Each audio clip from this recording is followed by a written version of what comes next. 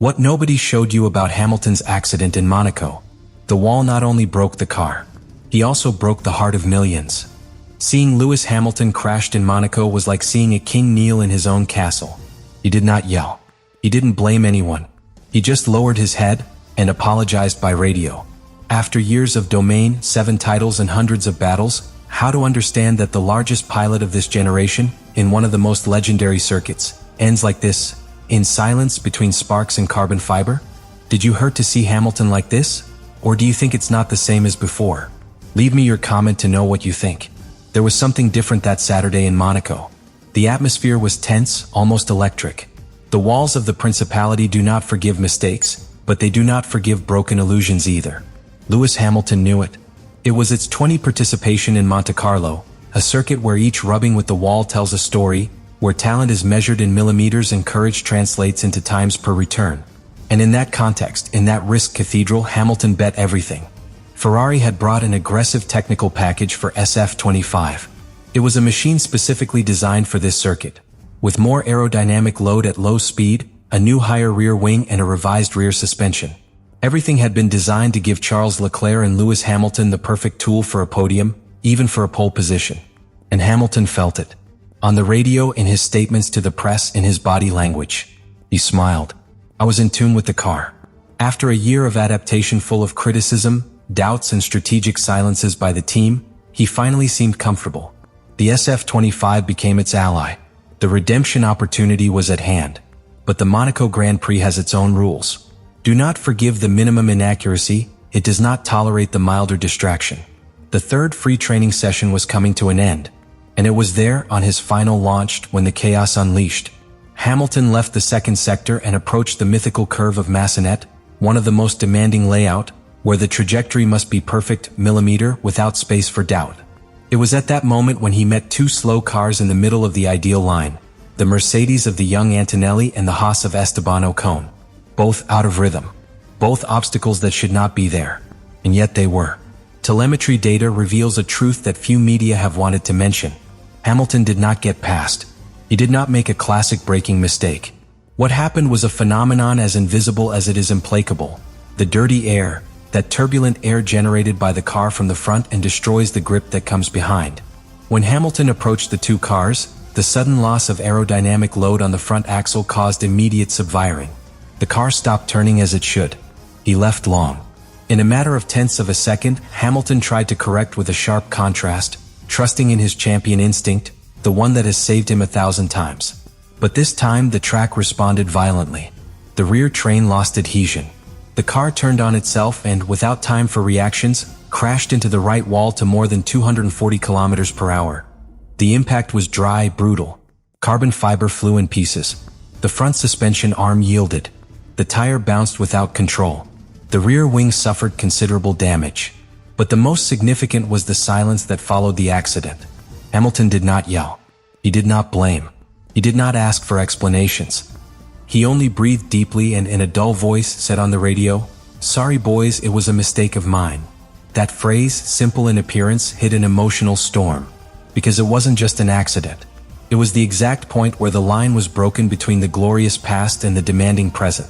It was the moment when Hamilton stopped piloting to demonstrate and began to pilot to resist. And that resistance, that fight against everything, continuous traffic, against the track, against its own car, is what transforms this accident into more than a technical event. It is the symbol of a season where every decision counts, where every thousandth is gold, and where Hamilton no longer fights for titles.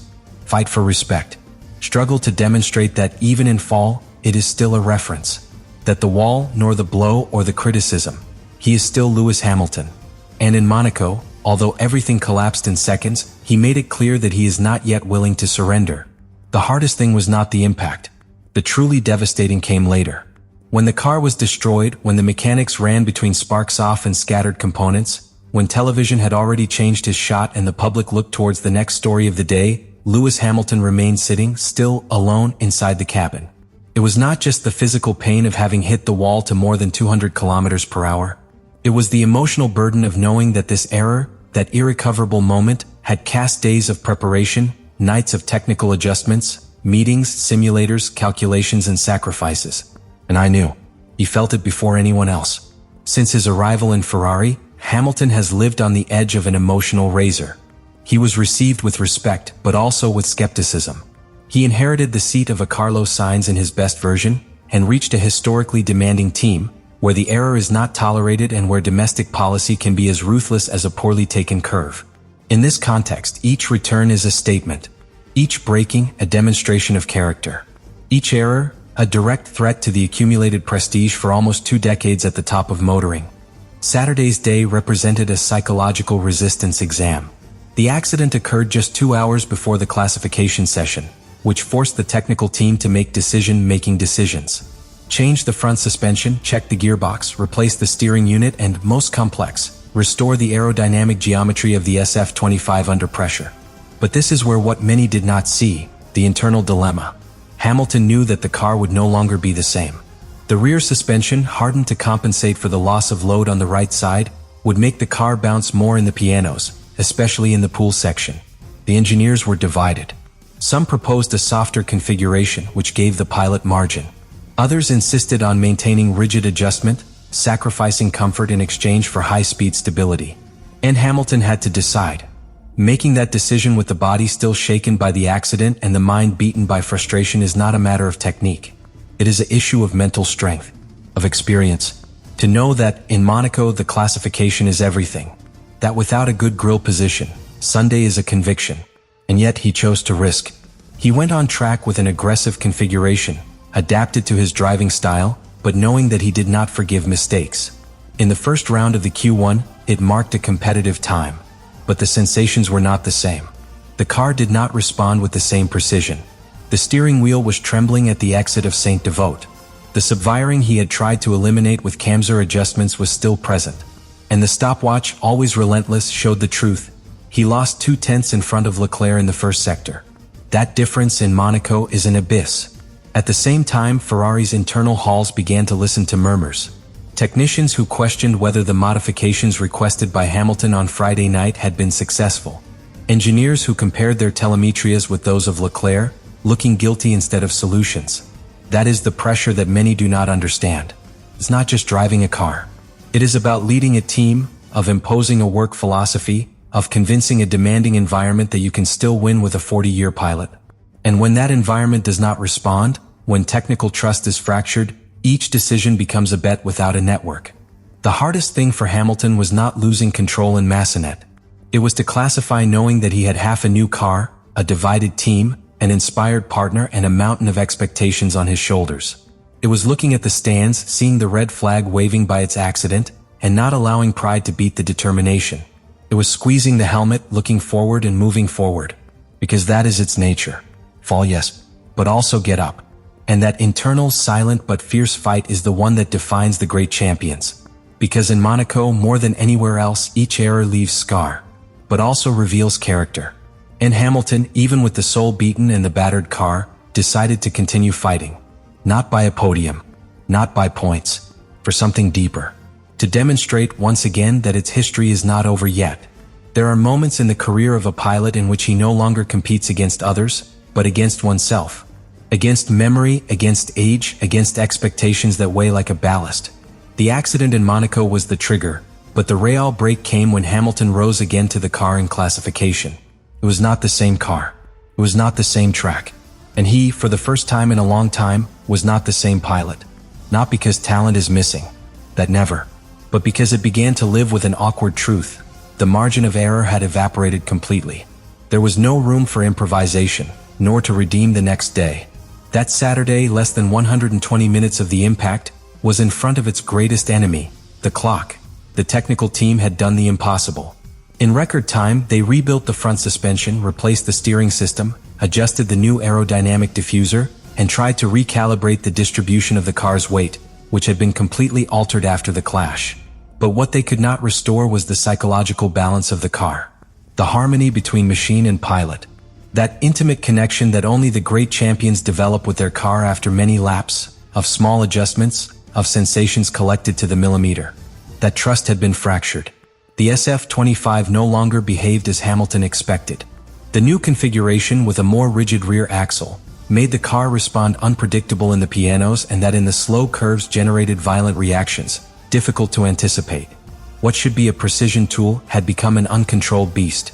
And as if fate would like to add an extra dose of cruelty, Monaco's sky remained clear without a threat of rain, which meant that all times would be real without external factors, without possible excuses. The classification session started, and with it the maximum pressure. Leclerc flew in the first attempt. He marked a devastating time, worthy of a pilot who knows every corner of the Monégasque urban layout. The public exploded. The stands trembled. And meanwhile, Hamilton went on track with a car still in doubt, an improvised configuration and an emotional load that weighed as lead. In his return launch, the first sector was decent but not brilliant. In the second, the car began to give signs of fatigue. The survival in Mirabeau forced him to slightly lift his foot. At the tunnel entrance, the SF-25 vibrated. Hamilton endured. But I already knew it would not be enough. And it wasn't.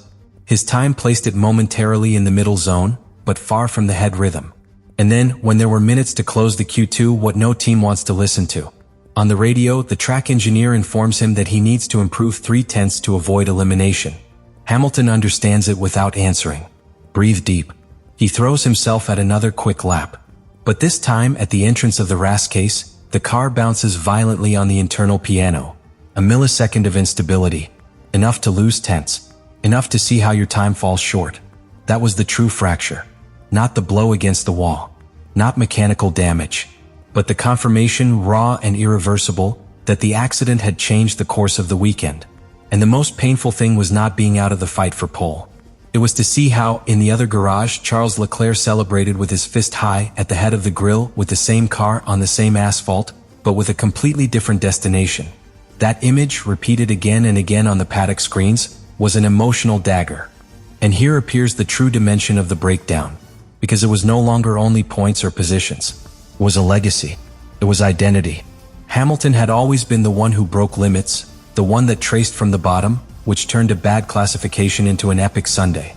But in Monaco that is not possible. The track does not forgive. The opportunities are minimal. And the worst of all, for a champion accustomed to the comeback, is to know that there is no physical or strategic space to fight. That feeling of helplessness, that certainty that everything is determined since Saturday, is what defines Monaco as the cruelest circuit in the calendar. That night, Hamilton did not give long statements. Only a short, almost whispered phrase which went unnoticed by many, but says more than any technical analysis. The car had potential. I did not take advantage of it. That is the voice of a man who is loaded with glory and guilt, who knows the flavor of the champagne at the top of the podium, but also the bitter taste of the error that cannot be repaired. A man who, at the decline of his career, is still demanded as if he just started. And that, even at its lowest point, it demonstrates that greatness is not measured only by the victories, but by how defeat faces. Sunday dawned with a heavy silence in Monaco. It was one of those days when even the sea seems not wanting to move, as if I knew something important is about to happen. In Ferrari's paddock, the atmosphere was not that of a team that starts from pole. It was tense, content, almost melancholic. Because while Charles Leclerc had everything aligned to succeed before his people, Lewis Hamilton came out from a compromised position. In a circuit where he advances is an art that brushes the impossible. And yet, what was at stake went beyond the result. It was a matter of character, internal resistance. The battle was no longer by points. It was for dignity. Hamilton reached the garage without grandiloquent gestures, without frustration grimaces, without poses. He arrived as those who have learned to survive in a sport that do not forgive weakness do. He sat in his car, closed the viewfinder and isolated from the world. At that moment, his story with Ferrari entered a new phase, because what he did in the race was an act of pure professionalism, of maturity, of silent leadership. For 70-8 laps, he handled with the coldness of a surgeon. No errors without excesses. He knew he had no car to win, but he also knew that he had to recover something more valuable, the confidence of his team.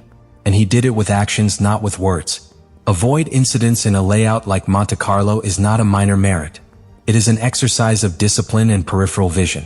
Hamilton dodged chaos at the exit, protected the tires when others destroyed them, and found the rhythm just to stay competitive without putting at risk how little he had left.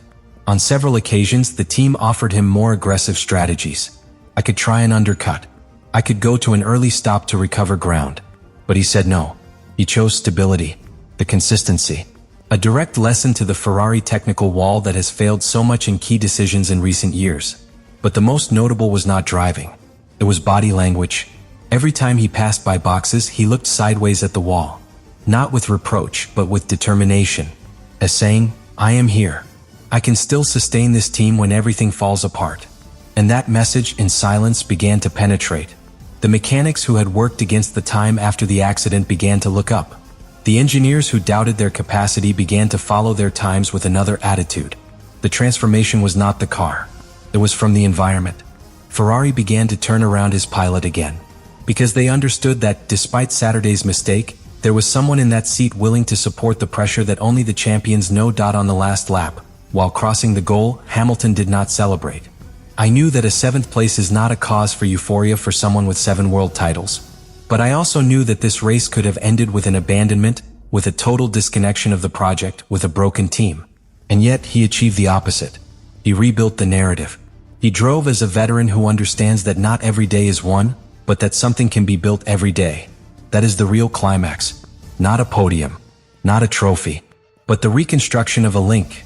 Between pilot and machine, between pilot and equipment, between pilot and legacy. When getting out of the car, he received the applause from his team. He was not scandalous. He was not theatrical. He was sincere. Because they had seen what did not go on television. The internal fight. The silent sacrifice. The leadership that is imposed not for what it says, but for what it does. In the post-career interview, it was brief, direct. The team did a great job after the accident. We gave the best we had. This is part of the road. A simple phrase, but loaded with a wisdom that only those who have been at the top, and also in the lowest, can pronounce. Thus ended the Monaco Grand Prix for Hamilton. Without glory but with honor. Without the euphoria of a victory, but with the serenity of those who know that there is still season, there is still history, there is still time to demonstrate that the fire is still alive. That is the true transformation. From a chaotic Saturday to a dignified Sunday. Of a devastating accident to a demo demonstration. And in a sport as brutally competitive as Formula 1, sometimes that is what defines the greats. The accident in Monaco was not just a blow against the wall. It was the mirror of a team to the limit and a pilot forced to demonstrate that it can still reign. Do you think Ferrari is sabotaging its own potential?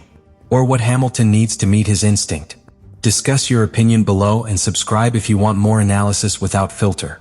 See you in the next Grand Prix, where the past never forgets and the future is written to each curve.